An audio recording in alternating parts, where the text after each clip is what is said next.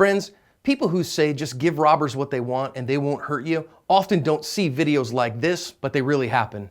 The Mantis X firearms training system attaches to any gun with a rail and to your phone via Bluetooth to track barrel movement every shot you take. Use it to help you be the most accurate, fastest shot you possibly can in a defensive encounter. I use it in my training all the time. Hi everyone, this is John with today's active self-protection lesson out of Santa Ana, California. Here we're going to see an armed robbery where for no good reason the robber is going to badly assault his victim. And we're going to learn important lessons out of this one, but let's watch first, then we'll come back and talk about them. So it's 11 p.m. and this guy has come into a business that is open quite late and demanded money from this woman. And when she doesn't immediately comply, he starts beating her with his firearm. And now this is how it was released at this speed from the police department there. But you notice, number one, California, incredibly strict gun laws, and this guy still has one, still able to beat the tar out of her with it. And number two, gosh man, why would this business have a large amount of cash? And just because it's cash that he wants does not mean that he is not willing to do her great harm. And you can see her trying to protect herself there and get out of the danger zone. And as this guy is looking for some cash, looking for the goods that he wants, that gave her a little opportunity to get away, but she kind of gets away from him for a moment while he's looking for valuables. But when she tries to run out, he's not going to let her and actually get her by the neck here. And she suffers some pretty significant injuries to her head, her face, her hand there, and her neck. And thankfully, the guy doesn't hurt her any worse than that. She did give him a significant amount of cash and he ran off, and police are still looking for him. My question for you out of this one is this: how much training have you done with empty-handed skills? And do you think that you could have defended yourself against this kind of attack? Let me know in the polls. I'm interested to see how many of our viewers have significant empty-handed skills.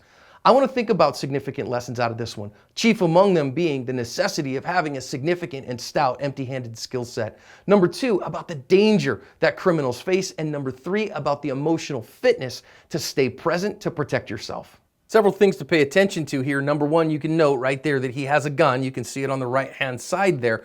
And when you are facing somebody who has a gun on you and you do not have a gun yourself, you are at an incredibly significant deficit. So hear me, friends, if you do not have the attitude, the skills, and the plan that you have trained and honed through a lot of time of training, do me a favor, and your best bet likely in this instance is compliance. Give him what he wants and hope for the best. Now, I admire this woman's guts that she goes after the gun and she's going to go after the guy, but without that significant skills to back up the attitude, he's going to start beating her with the gun, and that's the danger that you face. So people sometimes say, well, John, do you recommend that we always fight back? No, I recommend you get the training so that you can fight back, effectively and have a reasonable chance of success. But fighting against somebody who is armed when you're not armed yourself can be a losing proposition. Now, notice right here, she actually got that gun away from him a little bit. He dropped the gun and she was fighting at him pretty hard, but he is much bigger than she is physically. He's stronger than she is physically, and that's a difficult proposition. Now, right then, when he doesn't have that gun, you got to do everything you can to get a hold of that gun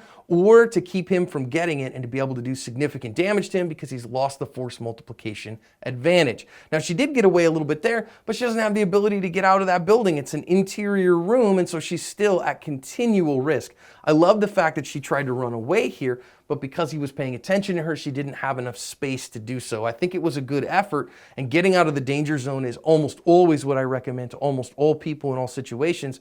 But unfortunately, in this case, she didn't have enough time to do so, and that's going to lead to some more abuse. Finally, I just want to think about the fact that this is why I say when people say, well, just give them the money and they won't hurt you.